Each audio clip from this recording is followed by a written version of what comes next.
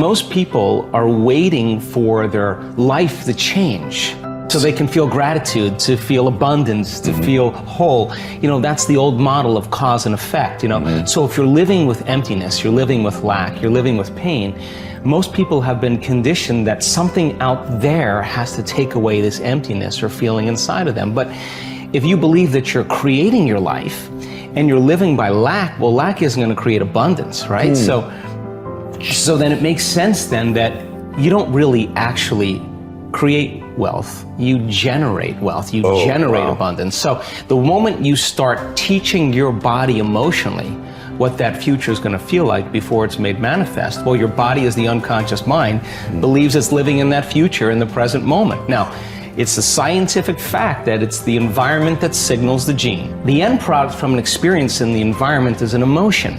So when you begin to embrace an elevated emotion, you're beginning to signal the gene ahead of the environment. What's the importance of that?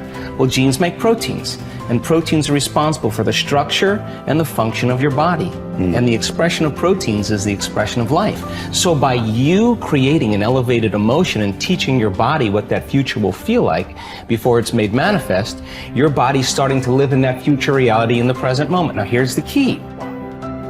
If you were able to become familiar with gratitude, become familiar with wholeness, become familiar with abundance, become familiar with freedom, and you're able to generate those chemicals every single day, more than likely you would be walking around feeling like your future has already happened, and you would no longer be looking for it to happen. You would already feel like it has happened. Now, what is the importance of that? Well, you're literally becoming somebody else. So you're leaving your lack, you're leaving your guilt, you're leaving your emptiness behind. Your personality, literally, Ed, is made up of how you think, how you act, and how you feel.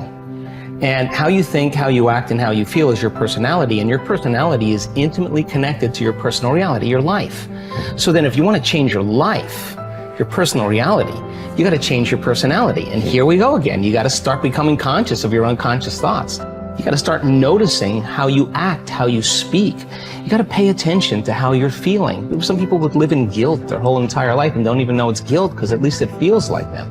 So then when you start doing that, you begin to objectify your subjective self. So then when you begin to make small changes, back to thought, a new thought should lead to a new choice. A new choice should lead to a new behavior. A new behavior should create a new experience, and a new experience should create a new emotion.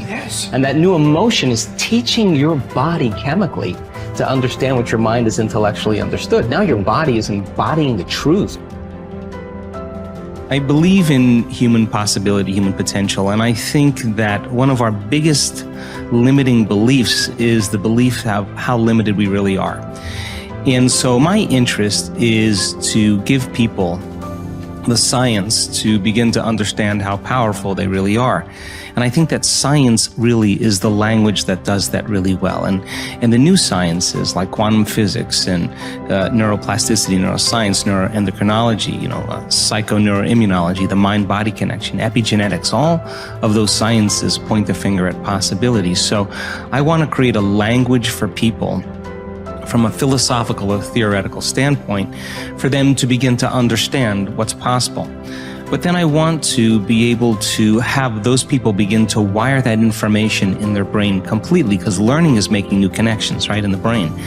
But remembering is maintaining and sustaining those connections. And it's so much easier to lose our vision than to remember it, right? So then we have to begin to hardwire the brain or install the neurological hardware in preparation for an experience. So the more people understand what they're doing and why, then the how gets easier. So I want to then set up the conditions in an environment, in a workshop where people can begin to apply or personalize what they learn so that they can have an experience. An experience then further enriches the brain. But the prize of an experience is an emotion.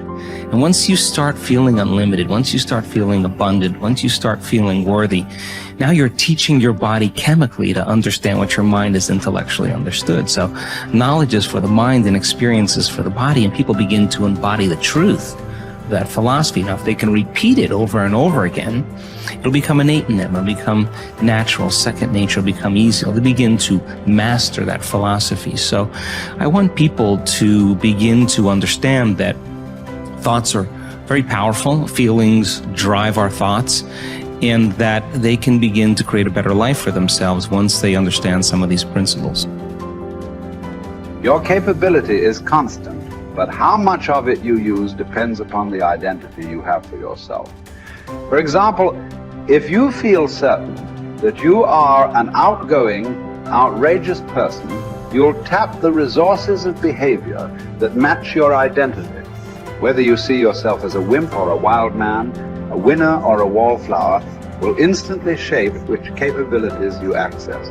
You may have read the book Pygmalion in the classroom, which details the dramatic change in students' performance when they become convinced that they are gifted. Time and again, researchers have shown that students' capabilities are powerfully impacted by the identities they develop for themselves as the result of teachers' belief in their level of intelligence. In one study, a group of teachers were told that certain students in their classes were truly gifted, and to make sure that they challenged them to continue to expand. As can be expected, these children became the top achievers in their class. What makes this study significant is that these students had not actually demonstrated higher levels of intelligence, and in fact some had previously been labeled poor students. Yet it was their sense of certainty that they were superior, which had been instilled by a teacher's false belief, that triggered their success. The impact of this principle is not limited to students. The kind of person other people perceive you to be controls their responses to you. Often this has nothing to do with your true character. For example, if a person sees you as a crook, even if you're an honest person and do good things, this person will search for the sinister motive behind your acts. What's worse is that after making a positive change, we often allow others in our environment who have not changed their image of us to anchor our own emotions and beliefs back into our old behaviors and identities. We all need to remember that we have tremendous power to influence the identities of those we care about most.